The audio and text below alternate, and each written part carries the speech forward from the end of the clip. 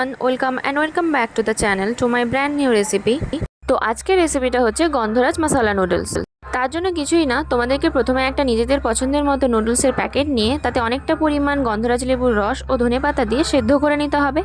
আর তারপর কড়াইতে কিছুটা পরিমাণ তেল নিয়ে তাতে আদা রসুন কুচি দিয়ে 1 মিনিট মতো ভেজে, পেঁয়াজ ও কাঁচা লঙ্কা কুচি দিয়ে ওটাকে 1 মিনিট মতো ভেজে, ক্যাপসিকাম ও গাজর কুচিটা দিয়ে লবণ দিয়ে হালকা ভেজে নিতে হবে।